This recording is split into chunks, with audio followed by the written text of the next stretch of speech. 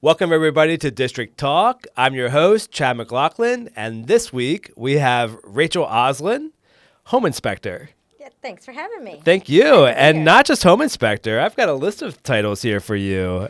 You are Maryland Governor Moore's appointee to the Commission for Home Inspector and Appraisers. Yep.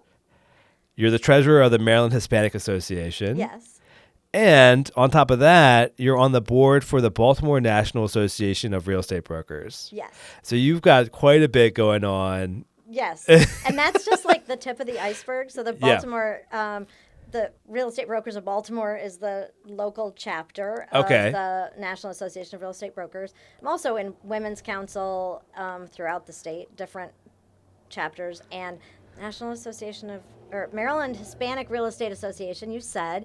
And I'm on several boards and presidential advisory groups, and I'm on the state committee for DEI. So you stay busy, essentially. I do. And then on top of that, you do inspections. Oh my gosh, just a little. And I manage a company, and I have 2 big dogs and a husband, and so basically in my 18-year career, I have volunteered over 10,000 hours for real estate associations. And different organizations related to real estate, and I've done over 10,000 hours of home inspections. Wow, that's amazing. Like to sit still. So I was gonna say, like, you just like, you're not twiddling your thumbs, you're not hanging out just like watching Netflix or anything like that. You're keeping busy. Exactly. Though I do like some Netflix shows.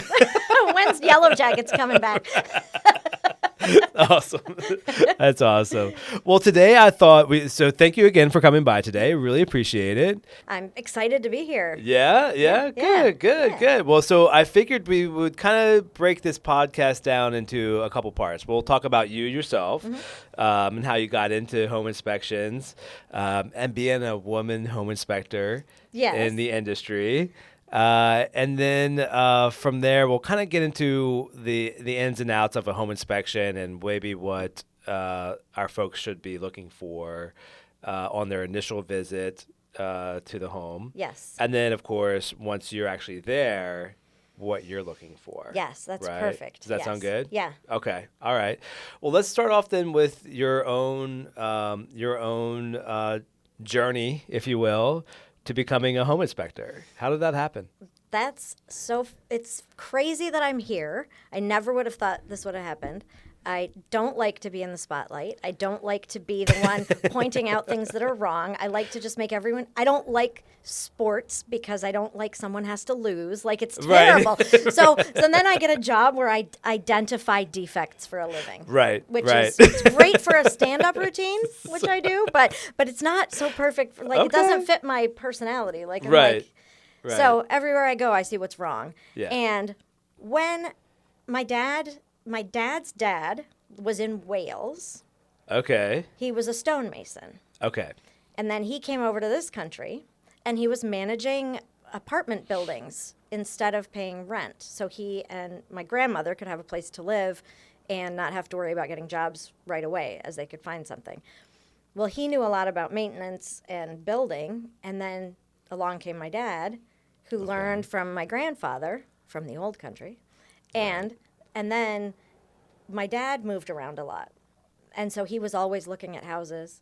He got his real estate license. He was super, super picky. And then he was in the Army. Every time we moved, he'd point things out. Okay. Oh, why is there a dropped ceiling in this living room? That doesn't make sense. Oh, why is this like that? So I got it. Well, when he retired from the Army, he said he was going to try a new business, being a home inspector. And he, with my ex-husband, and they went to do it. The ex was doing the marketing, my dad inspecting, and my dad was like, Rachel, you would love this. You have to try this. It's so cool. And you already know everything, and it's teaching, and you love teaching. So I was like, oh, perfect. So did he raise you? Like, were you just sort of, like, did you absorb all the knowledge from him because you were raised in that type of environment? Or was it something that he purposely taught you when you were young, as far as like home ownership and taking care of a house and what to look for and things of that nature? I don't know that he did it on purpose. Okay. I just got it.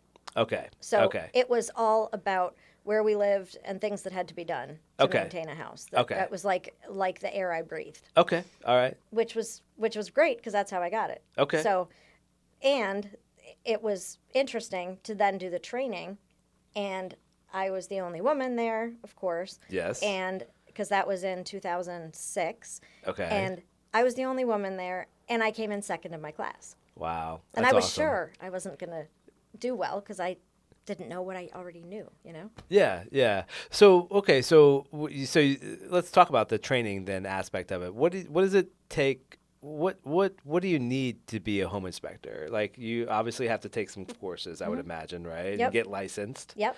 Okay. Yep. What does that look like? So the requirements are different state by state. Okay. So Virginia was optional licensing for a while, but now they are license required. And in DC, it's not required. In Maryland, it is. You're not required to have a license in DC to be a home inspector? No. Wow. That is not. Now, we should probably have them check that. Okay. But because we've always been licensed, it hasn't been a thought for me. But Virginia wasn't. You didn't have to be. Okay. So my people are licensed there to be able to do them in Virginia. Okay. So licensing, then you go through a course. You get your licenses where you need your licenses, and in our area, what that looks like what that looks like getting your license here is a class that could be a semester long in the evenings at a community college, or it could be a 2 weeks straight, 10 hours a day, or whatever it is at different places and different schools, and then you take a national exam. And once you pass the national exam, then you're able to apply for a license. Okay. And then you apply for your license and get it, and also you have to have insurance, liability insurance that you've got to have. Okay. And we provide our employees the workman's comp and errors and omissions insurance. And okay, so like things that would typically be required of a home inspector, as far as like licenses go, in respect to the insurances and things of that nature. Yes, because that can be a limitation for some people, a barrier to entry, having to pay to get your license, and then pay to get all these insurances. Yeah. And if we find the right people, we want to hire them. We're providing that so we can get the right people. Okay. How many home inspectors do you have under your? 5. Wow. Yep. Okay, very cool. And they're covered, and you cover the DMV area, or where is that? Where are you located? Our office. Okay. And I'm doing air quotes with that because we have an office that we share. Anybody have an office anymore after after COVID? Right. Oh my gosh, we're at like 4 years exactly of when we COVID, are March. Yeah. So we're going into March. So for our folks listening to us, we're in March essentially. Yeah. So you're right. So it's been here that we are. long. Wow. But we have an office, and I always say we because it's my business partner.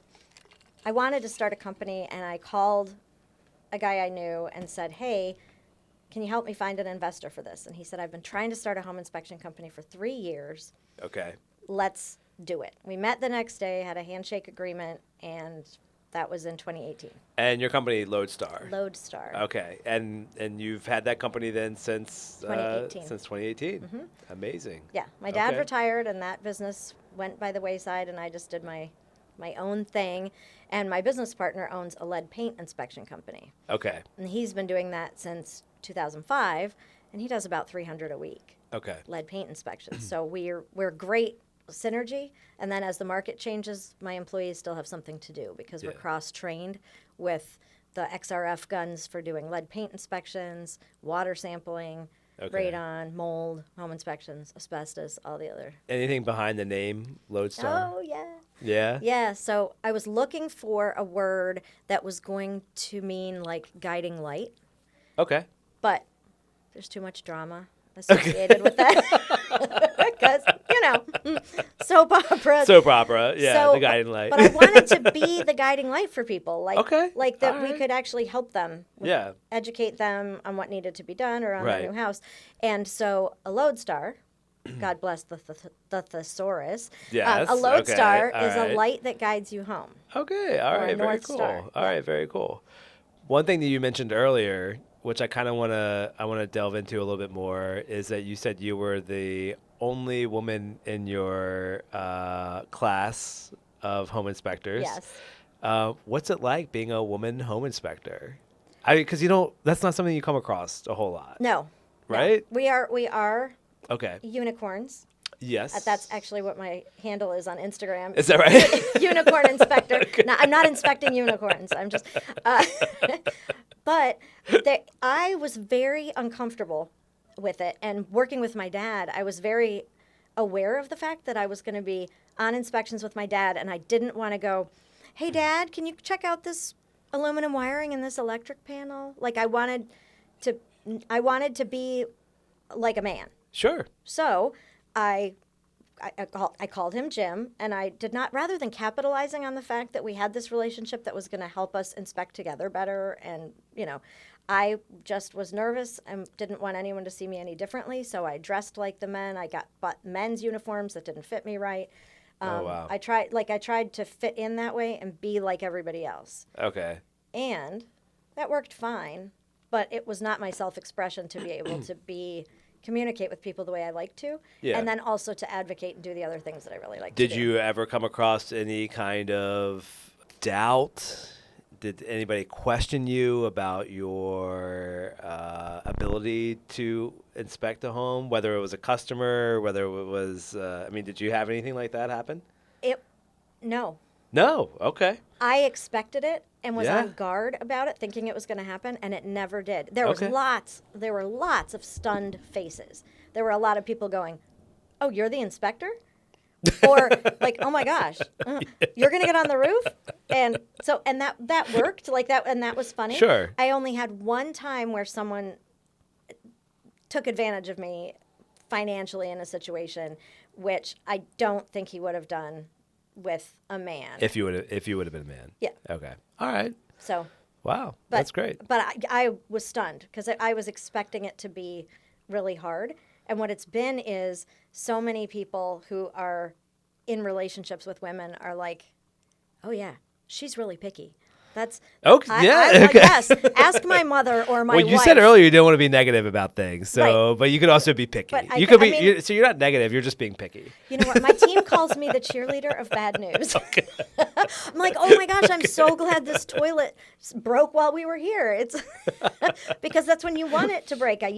We have to use everything the way it's supposed to be used. Right. And if it doesn't work that way, then it gets documented in the report. Okay. So, well, let's talk about the report. Okay. Let's talk about a home inspection. Okay. Mm-hmm. So, I think folks want to know, like, what are you looking for on your home inspection?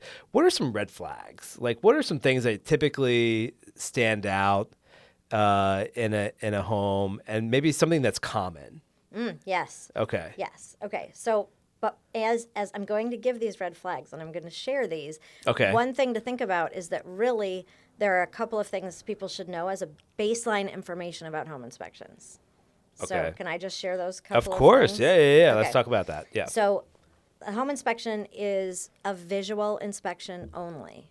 Okay. So we're looking at what we can see. We'll take the cover off the electric panel. We'll take the cover off of the furnace, but we can't see behind the walls either, just like you can't. Okay. We're just trained to see things differently. So I had someone call me. So you're not like cutting out a piece of like the... We're not cutting out the drywall because that would, oh my gosh, you don't own the house yet. Can you imagine?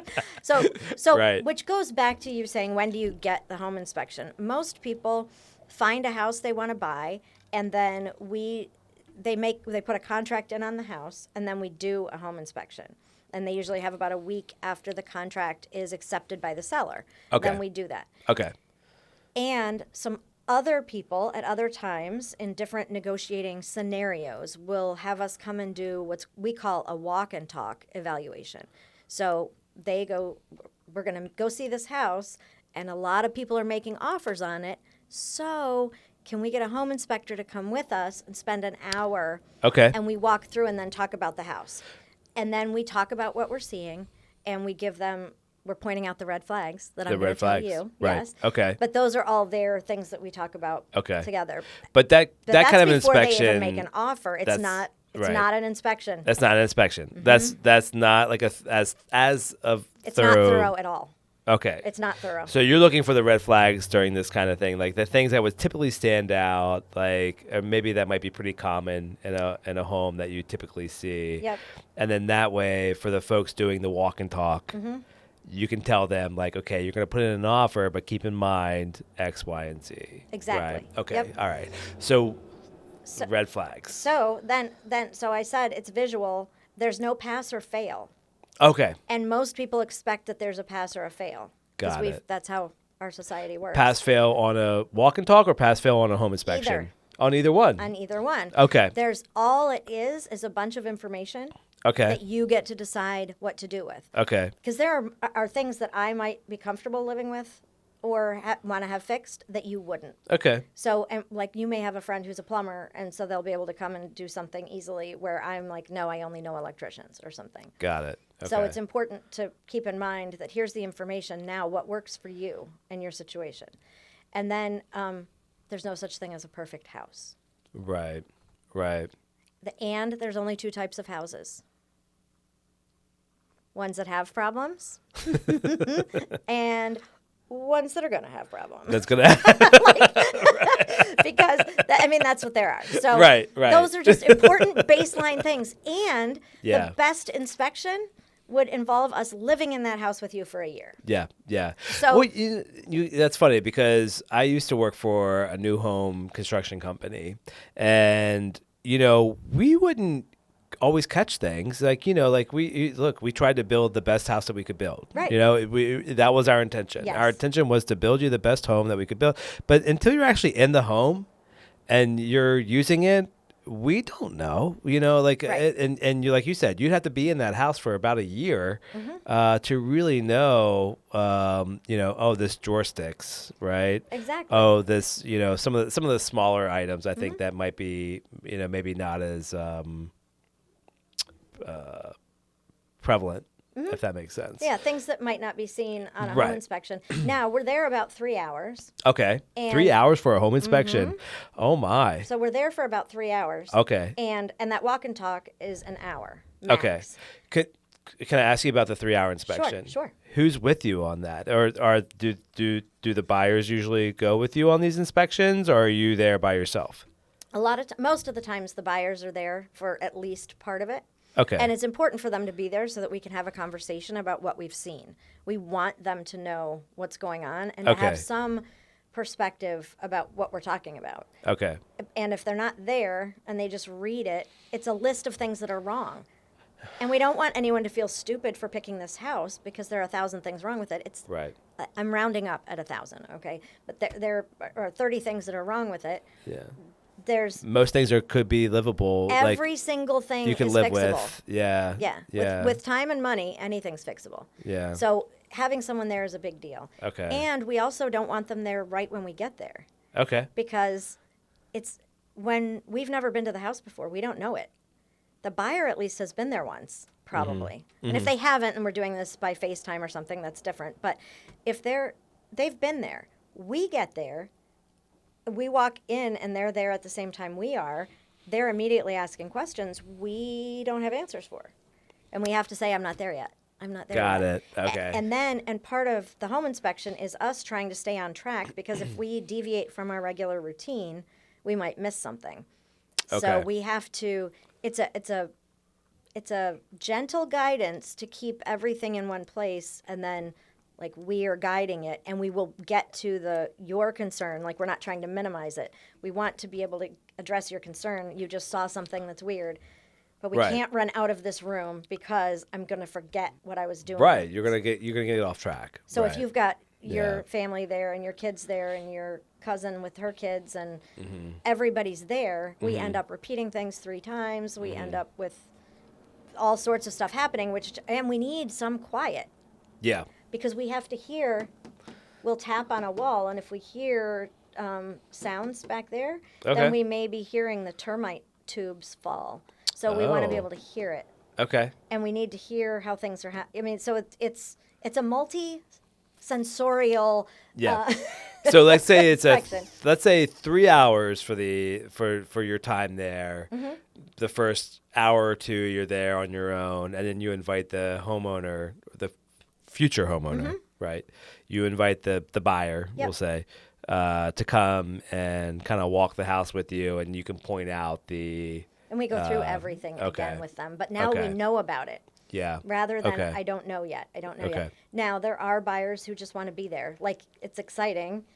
I just want to be in my new house. I want to measure for curtains. I want to do that stuff. And as long as we're able to make sure that they understand that we need to be focused on what we're doing, Sure. then and they are partners with us in that, then Yeah. it's fine. Who schedules the home inspection? It could be either the buyer or great question, the buyer or the agent. Okay. And they'll do it on our website or they'll call and ask for information. Sometimes an agent will give 3 home inspection companies, Okay. and a buyer will call around and just talk to us.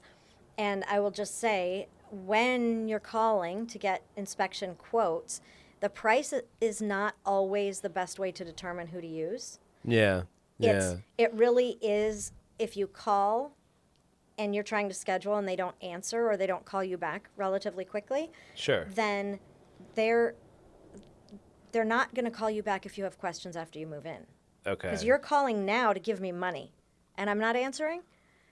What's going to happen when I call because I've got a complaint? Because you have some issues. Yeah. Because we're human. Yeah. So there's going to be a time when we miss something or you think we missed something that we should have seen or whatever. You need us to be really accessible. And how much, and you can give me a range, but like what's a typical home inspection cost? Like the 3-hour home inspection, the whole shebang. It probably our average is about 600. 600? Okay. And if they did a walk and talk with you? Walk and talk is 325-ish. Okay. Just All right. kind of depends. Okay. Yeah. And that's an hour and there's nothing in writing. Right. The 3-hour one Right. we've got a very extensive report and we've got a sample on our website Yeah. that you can look at. But that $325 can save them a lot of money. Thousands and thousands. Yeah, Yes. in the long run. I mean, because especially if it's a hot property that is likely going to be getting multiple offers. I'm assuming that's why somebody's going to do a walk and talk with Yes. you, right? Yep. Because they're probably going to think, or their thinking is that they're going to put in an offer without a home inspection, right? Yep. So they do the walk and talk with you, and then you can let them know the red flags, Yep. right? And then from there, then they can determine what they're going to offer on the home based on your expertise, essentially. Okay. Yep. All right. Okay. And yeah. Great. And I see you bringing around those red flags again. So yeah. Let's talk about because I'm interested in red. I want to know what's Really? because I'm thinking about my house. My house is almost 20 years old, and I know I have issues with my home, and I'm just wondering, like, if I had a home inspector walk into my house today, like, what are they gonna think about my house? So many things. Nobody So what are wants some- me at their house. What is in a friend situation. Nobody right? wants me over. They're like hiding everything from you. Exactly. Yeah. So like, let's talk about red flags. What kind of red flags do you typically see in a home during a walkthrough? So part of what I would say is as you're pulling up to the house, you should also be looking at the houses in the neighborhood around it. Okay. So you can see if all of the roofs kind of match. Okay. And so if everybody's got a slate roof or everybody's got architectural grade shingles, there you can see if something has been replaced or not just by comparing things, not because you know anything, but just compare those. And then so then that gives you some idea. But then looking at a house with looking at a house from across the street and look at it to see if the roof has a bow in it, like if it's sinking a little bit in the middle, and that would be a red flag. What would be causing something like that? That's a structural thing. A structural issue. So, Okay. All right. So what's going on? And what happens sometimes is people just take out the trusses or the rafters in the attic, and because they want storage. And it's dangerous from the perspective of like there's a structure to the house and the way the roof is built so that it doesn't like Right. have problems, collapse, all Right. the things. But it's also dangerous if there's a fire, because a firefighter walking up there is going to be on there and expect there to be support, and there might not be. Right. Okay. So Okay. it's an interesting thing. But Okay. that bowing is one thing to be looking for. Is that something that you see often? I mean, it's not uncommon. It's not. Okay. But All right. but the more severe ones Okay. are relatively uncommon. Yeah. And is that something that you would see in like in an older home, or you see those in newer houses as well? Not newer, meaning in the last 20 years. Usually, no. Okay. It's in older homes generally. Because I remember and this is just a personal story. I remember going to my grandmother's house, and she had an attic, and there was a whole area up in the attic that you could go and hang out in. And she kept it was more for storage for her, but I could see where somebody would be tempted to take out Yes. a truss or the part of the truss, right? Right. So to make more space. Yeah. Yeah. And the other thing is that can also be causing that bowing could be removal of a load-bearing wall. So someone wants an open concept home. Okay. All right. And they're like, you know what? We'll just take this part out. Yes. That's not a good idea unless you've had a structural engineer in there to tell you what exactly the ramifications are and what needs to be done I mean, anything can be done. It's just time and money. So you want professional support with that. Would you have the knowledge to know if a wall is load bearing or not? In most cases, we can give that information, yes. Okay. But in some... So case by case. Okay. All right. Yeah. Okay. Yeah. All right. So that's one red flag. What's another red flag? Another one is the downspouts discharging against the foundation of the house. Do you know what I mean? Oh, What I'm yeah, talking I about? do. So the roof is all the yeah. water's landing on the roof. It's coming down the gutter, and then it's just pouring down that downspout, and then it's right against the house, and there's this sunken earth right against the house because the water's just been pouring there. Yeah. Where's the water going to go? Yeah. Against the foundation, which hits the basement. Exactly. And yeah. Okay. Exactly. All and right. if it's on a slab, it may undermine the foundation, like just eroding the ground there. Okay. But when you see it and it's like that, then I'm like, okay, I look around. I'm the gonna go house. home and check my downspouts. All I do is leave people with stress. I know. I know I need to do that. So, okay. All right. So then when I see that, then I do the outside of the house and I'm looking at it. Then I'm thinking when I get in the basement, I need to be thinking, is there water or mold in those corners? Now, Right. a home inspector can't say that's mold without testing it. So that's against the rules. Okay. All right. But we can see it and know that there's a downspout discharging here. So water's coming in from there. Okay. And those mold needs water to grow. Remove the water, mold can't grow. Right. So if I see something and water's coming in, I say extend the downspouts, get it away from there, and you'll likely not have a problem. I can't guarantee it, but that's the first step is just a lot of times it's really simple. Yeah. That Some you've simple got- fixes that can be, yeah. Yeah. Okay. And you walk in the house or walk down in the basement and it smells musty. Look in those corners Okay. and then check your downspouts because that can just be it. Simple as could be. Okay. Good to know. Yeah. Good to know. All right. Anything else outside that would be a red flag to you? So another red flag is Okay.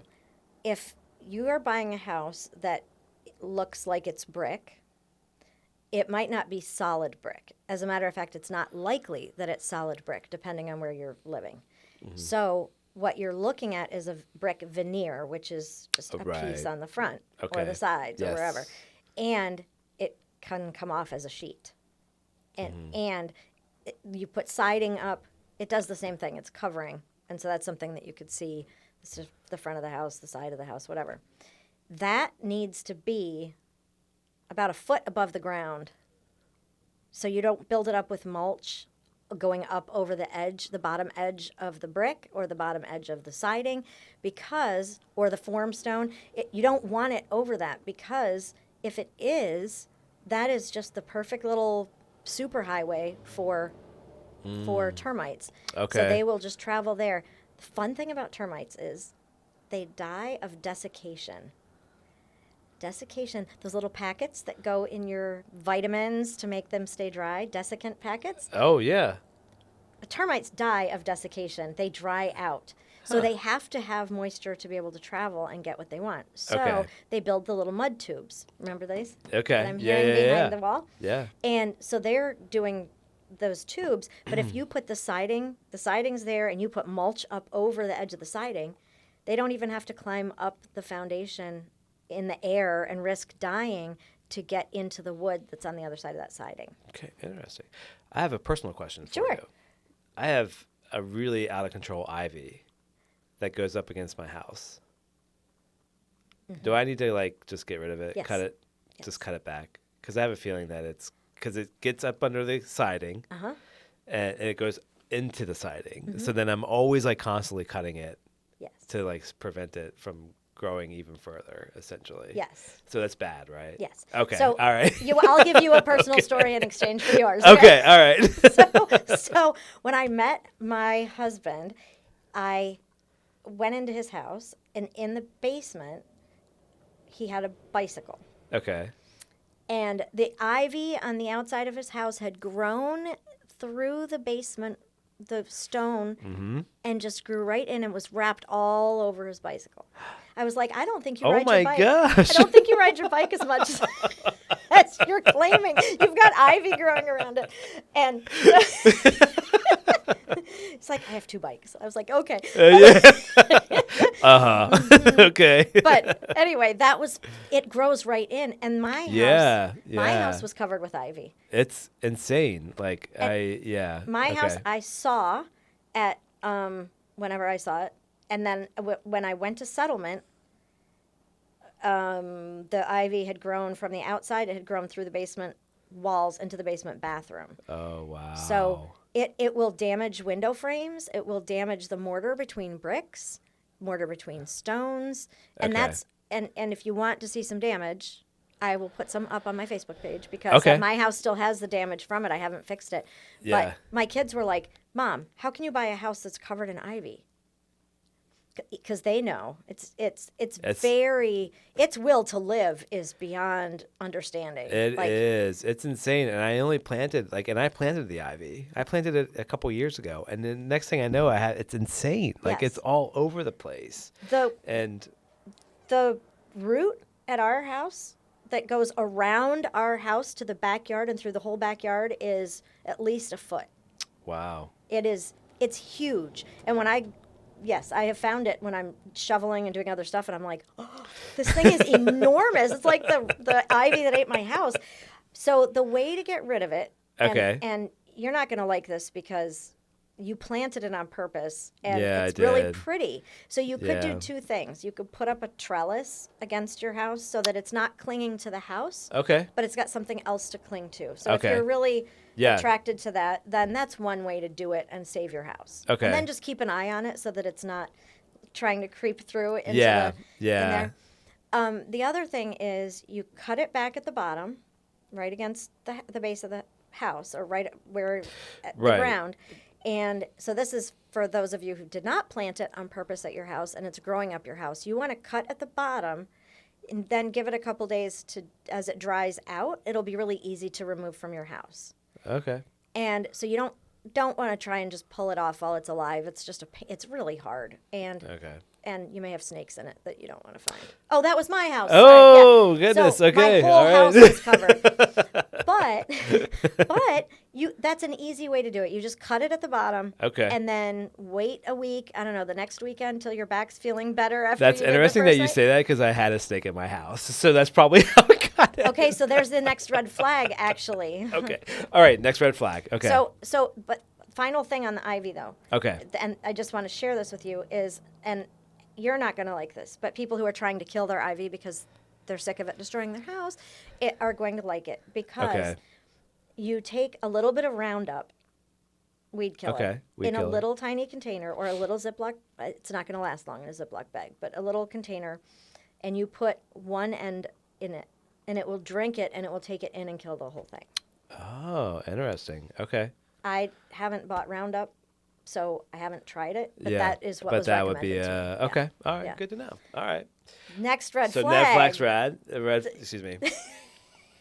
Next red flag. Yes, yes. So you had a snake in your house. As I did. Yes. So if you have trees near your house, they should not be hanging over your roof, Okay. and they should not be touching any part of your house. Okay. Or bushes shouldn't be touching your house. Ideally, they should be a foot or 16 inches away from your house, which just looks weird, Yeah. but you should be able to walk back there. Okay. Because another superhighway for bugs and snakes is plants. They're following Okay. the moisture, and so they're on the plants, and they go in the house.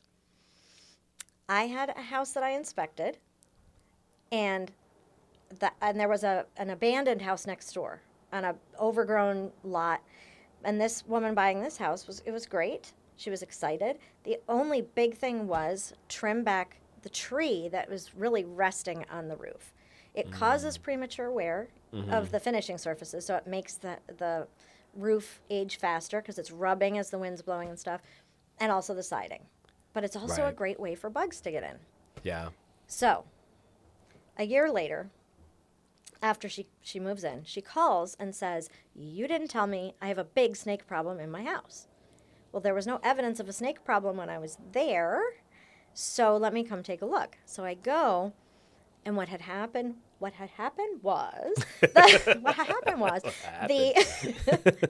the house next door was torn down, Okay. and they cleared the lot. Okay. All whatever snake metropolis was in that yard Oh no. Yeah. left the yard and went into her yard, went right up the side of the house and up the tree, and into her house. They went right in, and then she's stepping out of bed in the morning. They're coming out from under her bed. It was terrible. Oh my gosh. And her elderly mother was living with her at the time. And we couldn't say the word snake in front of her. Oh. It was terrifying. Yeah. And I'm terrified of snakes. I'm terrified of bugs. I don't like small critters. And I have to fake it on You a have daily to basis. yeah. I have to overcome my fears. I'm very powerful. I overcome my fears repeatedly on a day, and I'm scared of heights and small spaces. Yeah.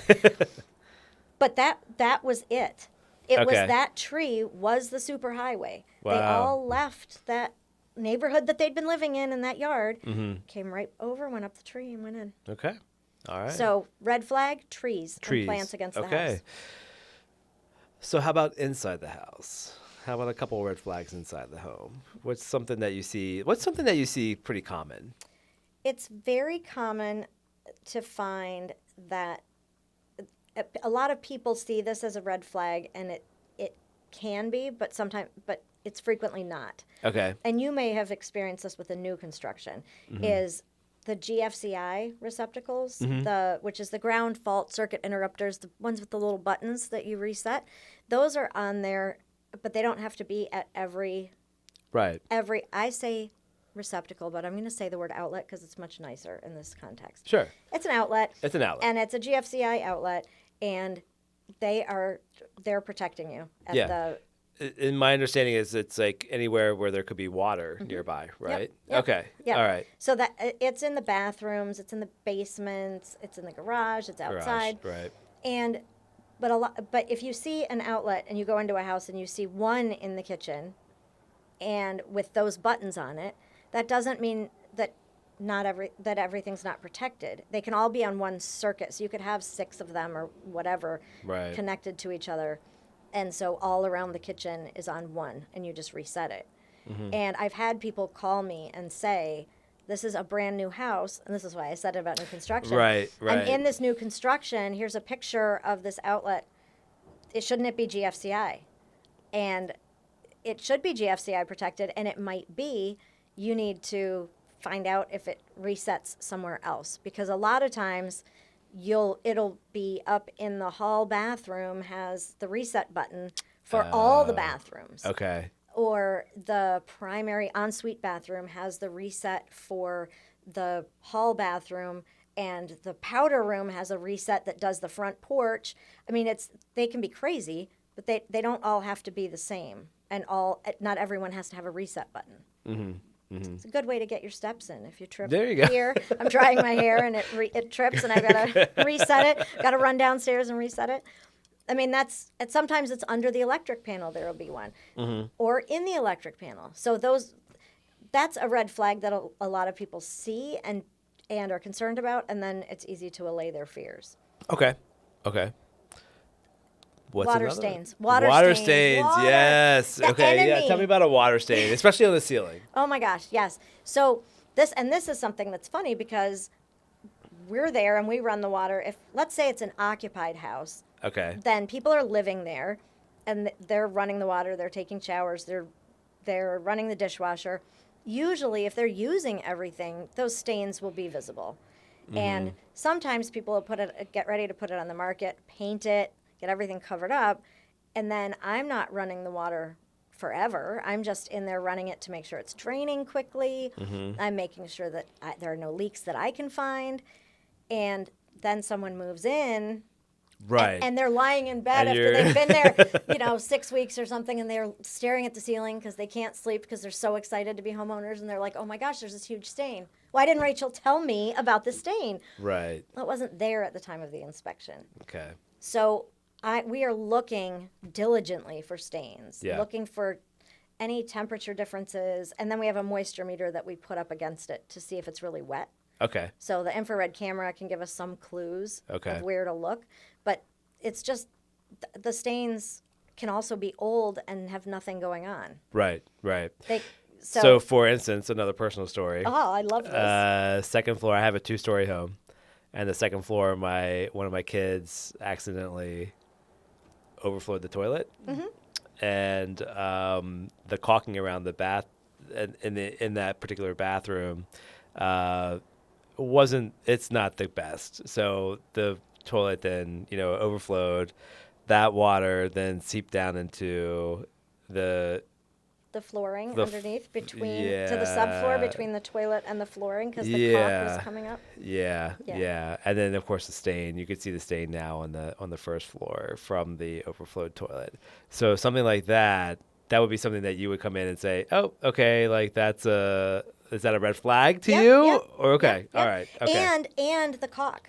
And the caulk, because the caulk is an issue or can become an issue. Okay. And I hate putting this into the report, but to scrape off the old caulk and re-caulk, I hate it because it feels so minuscule, and it is until it's not. But it's important. Right. I found out personally it's important. Yes. So and around the windows, the caulk, same thing. It's all it's the same. It's not a big deal until it is. Okay.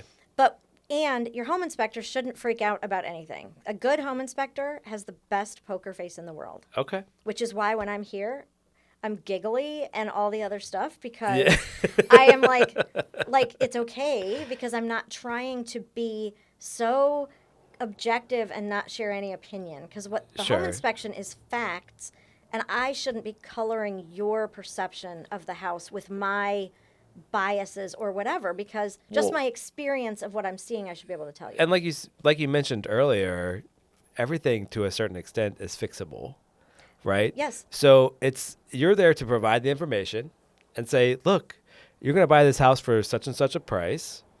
Just keep in mind you may need to re-caulk. You may need to cut back the shrubs. You may need to do a couple of these items, because here's why. Exactly. Right. Yeah. And we'd also say something like budget to replace the furnace. Okay. Or budget to replace the roof. There are no leaks. Yeah. I love home inspections because age in and of itself on a home inspection is not a defect. Right. And we were talking about this earlier before we started the podcast. So that's something that we wanted to point out was the age of appliances, the age of maybe the home itself, certain trends. That doesn't necessarily, like you said, it doesn't necessarily mean it's a defect, right? Correct. Okay. There's no cosmetic items are not a defect. Okay. When I bought my house, the jet propulsion scientist from San Diego who bought this house in Baltimore with her husband wallpapered the primary bathroom with all naked women. Oh, no. Very interesting, Okay. not a defect. Wallpaper Right. on the ceiling, not a defect. Right. Ugly, whatever, not a defect. Old stuff that still works, not a defect. I would say budget to replace it. But I've been in houses where I was in a house with a 1965 furnace that was still kicking. And I said, you're on borrowed time. Like these last like 15 years. But the older ones last longer. So, and it's the same with water heaters now. They're 6 to 10 years max, is what they're saying. So, okay, your water heater's from 2005, budget to replace it. And Yeah. if you're good with just one day maybe having a cold shower and finding out you need a new one, then do that. Yeah. Or- yeah, it doesn't necessarily mean that you have to replace Right. it. It's just keep in mind that, this again, you're there to share your knowledge. You don't know when a appliance is going to go, but hey, it's reached its life expectancy, and you just might want to keep in mind that at some point in the next year, couple years, maybe, who knows, you, like you said, you want a budget to replace it. Yep. And that's important, especially for first-time homeowners, is to just be thinking along those lines. When you use every last penny to get into the house, you're still going to need some reserves, because if something breaks, you're responsible for it. Now, I said there's only two types of houses, ones that have problems and ones that are going to have problems, right?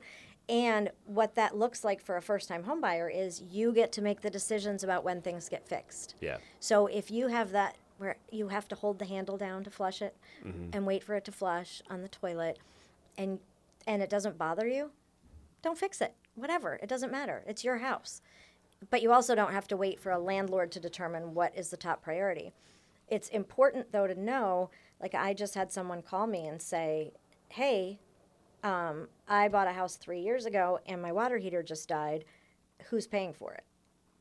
It's like, well, your home inspection was like $400. Yeah. So we can't take on the risk of actually like $400, $500, $600, $700, $900. That's not a lot of money. The price has not gone up much, and we can't Right. take on a whole lot of liability. So for most home inspectors, the liability is the cost of what people paid for the home inspection itself. Okay. So if the inspection was $600 and you call me and say, whatever, you should have seen this, $600 is our legal responsibility. Okay. Now, if there are other extenuating circumstances that I might say, yes, we should have seen that, and we might do something else. I don't know. But because we live in the community and want people to trust us, and Yeah, we sure. stand by what we do. And Well, you're human. And we're I mean, oh my like gosh. like you said, you can see something. You're obviously going to say something, but a lot of times you have to actually live in the home, be in the home, spend time in the home to actually realize what is actually wrong with whether it's an appliance or what have you. yes. Yeah. And so that's when, in some cases, a home warranty is a good idea. Okay. But I did have someone call me and say, Rachel, if I'm ever murdered, and I was like, whoa, what are you talking about? She said, if I'm ever murdered, I want you to do the investigation. I was like, oh my gosh, okay, that was a compliment. That thorough. Okay. All right. Okay. We're investigating, but we see the same things you do. It's Yeah. just things are clues for us that aren't for you. So. Yeah. And again, you're not there to tell somebody, no, do not purchase this house. Yeah, that's not your role. Ethically, we cannot say that. Right. Okay. No, just all right. these are the things. These are the facts. And during the home inspection, and at the beginning, as we're getting started, and with you when you've arrived, then you tell us what you do for a living.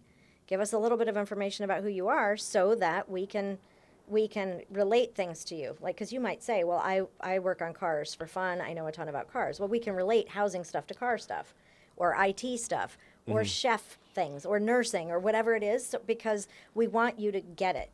We Yeah. want you to be happy in there, but we also want you to know that it's not going to be perfect. And I do a ton of homebuyer seminars. And one woman on the seminar just said, well, if I get a house, you inspect it, and everything's working, and 6 months later, the furnace or the water heater dies, then who do I go after? Well, you can go after anyone you want. this is America. People sue for nothing, so go for it. Right. But you're the homeowner. And that's why I say having a little bit of money or being able to borrow from your parents or a friend or having a credit card that you never use but just for emergencies is a really good idea as a homeowner, just because you just never know. Okay. What so we've talked about your experience as a home inspector. We've talked about red flags. What about some new and upcoming like trends that you do you see anything like that as far as a home inspector? Like I'm thinking like solar panels or something that maybe you don't typically see. Maybe that you didn't see 10 years ago, but now you're starting to come across now, and like anything like that you have experience with? Yes. So solar panels are one thing. Okay. And they're an interesting thing to inspect. And I would say the agent and the buyer need to inspect the purchase or lease agreement with the solar company. Okay. As the biggest thing. But we're looking, I mean, that it does limit what we can see on the roof. And so what we're really relying on that we can see is in the attic and how they're called pucks are attached on the inside. So we're looking at that. Another thing is smart homes, which are just like, don't come in and don't do any light switches. Oh my gosh, how can I test? Like, I don't, oh my gosh. And then I mess up someone's entire, their whole thing that they have set. Like, now we're going to be late for school on Thursday because you changed this by touching the wall with your elbow. So it's like that. Right. How do you keep up with that kind of stuff? Do you do the continuing ed? Okay. Yes. All right. So yes. you have classes and courses that keep you on yes. in tip-top shape, essentially. Yes, tip-top shape. And some people use like remote control vehicles to go into really low crawl spaces. Okay. And those are great because they give you a view and so you can see stuff. Mm-hmm. However, you can't probe wood with that. Like what you need is to send your arm in there with it, so that you can poke a screwdriver and all into it, because that's where there's going to be damaged wood, rotted wood, or termites. So you can obviously you can look at it, but that doesn't necessarily mean you're actually getting in and actually feeling it and touching it and seeing what the exactly. All right. Another one is. I should tell you this. This is new, but this is like because home inspections from now everybody's heard me describe them. Here's what we do. It's 3 hours, maybe $600, and that's all our liability is to you. And you're buying this $700,000 house. Mm-hmm. So people can pay more to get greater liability, but no one's paying thousands of dollars for a home inspection. So you just do this. Right. So the big deal with a lot of people is they're spending a lot of money on the house, and they have some very major concerns that can't be addressed completely by just a home inspection. Okay. So they're getting the home inspection, and they want to know, is my structure sound? And so one of the new things that has been there forever but was not used because there wasn't a certification is the advanced structural assessment.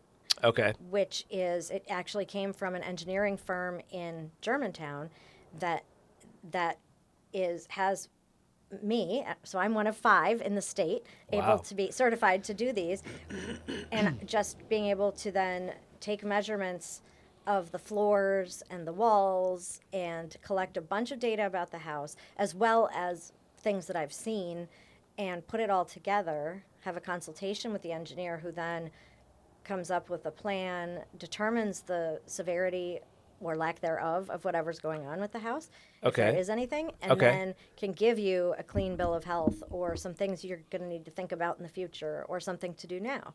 But it's all there, and then it's from a structural engineer with his stamp on it and ready to go. Wow. It's cool. I mean, there has to be some sort of peace of mind in that respect when you have something like that done, and you're purchasing a home and you have that accessible to you. Yeah. And it takes a while to do. I mean, it's not quick. It adds a little bit, maybe a half hour onto the inspection, but it's a lot of information that you can't tell. Like, is this floor sloping? When I did my house, I was sure that the rear corner of my house was sinking. because our floor was so oddly curved. Turns out that that's not the case at all. It's that something is pushing up on the middle of the floor. But I didn't know that until I actually measured it. Okay. So that was, which was like, you don't know until you measure it. Right. And that's why it's huge peace of mind. Yeah. So is that something that would be in addition to? Does that come with a home inspection, or is that in addition? That's to in addition. That's in addition. So it's like an optional add-on. Yes, like radon, termite, mold. Mold is a big one. Radon is a big one. Okay. Because it's a requirement for rental properties in Montgomery County, and it's the leading cause of lung cancer death among non-smokers. And any house that touches dirt could have high levels. So right. You just test. It's my favorite problem to have. Typically, you find radon in a basement. Is that right? Or homes with basements? Am I thinking correctly in that? You are delivering a myth. Is that a myth? Yes. Okay. All right. That's why I'm glad you're here. Okay. So any house that touches dirt could have elevated levels of radon. Because any part of the house that is touching dirt, radon gas coming from the earth can get pulled into the house, come in through the cracks in any of the foundation, around any of the openings in the house at all. Good to know. Good to know. Yeah. And I'm actually and there are hot spots, right? Radon, or is that another myth? There are hot spots, but but really, it's hard to tell. Okay. Like, you can't just go, oh, this neighborhood's going to have it. Okay. All right. And this one doesn't, or this group of houses will have it and this one won't. A lot of people will drive through a neighborhood and see the mitigation systems on the outside of the house and go, aha, okay, I don't want to move here because I don't want it to have a house with radon. You can't say that your house is going to have radon, have elevated levels, just because another house in the neighborhood has it. Okay. And that your house should still be tested, because it changes how it's coming out of the earth. Okay. So as the earth changes, the pathway of uranium breaking down to radium then comes out. We're getting technical. Oh yeah, pull out that periodic chart. Yes, the periodic table is coming, baby. I could talk about radon forever. So okay, I'm sure you can. I'm sure. It's fascinating to me, and if you the Radium Girls, the movie or the book, it's about those girls who were painting the dials on clocks and dials on airplanes during the war, and World War II, and they were painting with the radium because it made it glow, and they would dip the paintbrush in the radium and put it in their mouth and then paint again. They got bone cancer, and they tested their breath for radon, because the radioactive decay from the radium decaying to radon. Now I'm nerding out, so sorry. But it's it's my favorite problem to have with a house, though, because you test for it, and then you mitigate it. You put in a pipe with a fan and a motor that pulls from below the house, and then you test again. And you test again every couple of years. So the radon test. So just to kind of go back and walk as far as the test goes. You have the home inspection. Then you have some optional inspections on top of the home inspection. Right. Radon's one of them, and we just talked about the structural advanced structural assessment's another one. A mold inspection is another one. And to be clear on that, we are always looking for mold.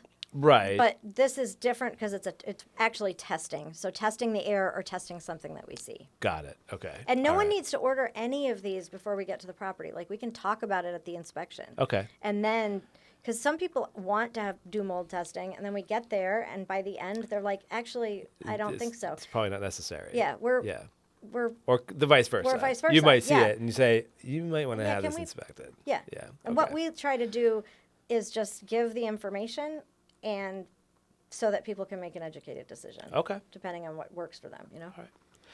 So, I know you got to get going because you have a home inspection that you're getting ready to do. Yes. And I really appreciate you coming by here, but I did have one question about sellers. Or maybe not even seller, but just in general, like having a home inspector come out. Is that something that you ever have anybody like my house is pretty old. I know that there's some issues with it. Do you ever have anybody like that reaches out to you just to say like, hey, I think I'd just like to have you come by and take a look at my house and see Yes. If there's anything that I need to address. Yes. Yes. Yeah? Yes. Yes. Yes. And Okay. you're cutting edge with your thought because Okay. that is totally it. You've lived there however long you've lived there. Mm-hmm. Things have happened. You have kids.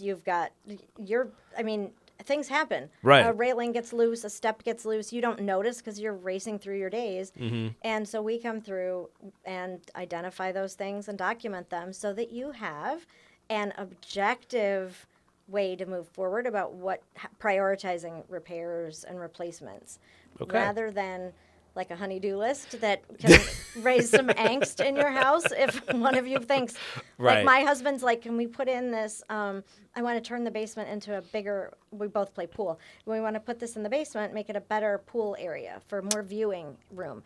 And I'm like, not till we finish the crawl space. It kind needs of to be prioritize, right? Yeah, so right, at least this gives something. Kind of like me with my folks when I'm working with folks that have credit issues and they want to, focus on something with their credit. I'm like, no. Let's start here. Let's start with this credit card before you start with this credit card because this credit card will help you more than what that credit card will. Right, because that's all is different on every. Okay. Yeah. Okay. Amazing. Very good. Okay. Yes. All right. Yep. All right, Rachel. Well, I really appreciate you coming by today and hanging out with me and giving us all your expertise on home inspections and everything that comes along with those home inspections. Well, thanks for having me Yeah. in your super cool studio in your awesome Rockville office. But you go everywhere, don't you? I mean, I do. We do. I mean, this whole area, we're in the DMV area, so the DC, Maryland, Virginia, Pennsylvania, even West Virginia, even. Really? So yes, yeah. Wow. So and then District Home Loans is up and down the East Coast. So neat. we have a pretty nice footprint in California and Texas. So Jeez Louise. we have a nice footprint. Yeah. Yeah. And that means you can help a lot of people. We can. Awesome. So it's very exciting. So, neat. But certainly appreciate you coming by today. Thanks for having me. Certainly appreciate everybody listening to us and listening to our conversation in regards to home inspections. I hope you got a little bit of knowledge out of it, or maybe you took something away from it. Again, Rachel, cheers. Cheers. I'd like to cheers, my everybody. Yeah, thank you very much. That's right. And our waters. This is just water today. So yes. But cheers, Rachel. Thank you again for coming by. Thank you. And we'll see you next time.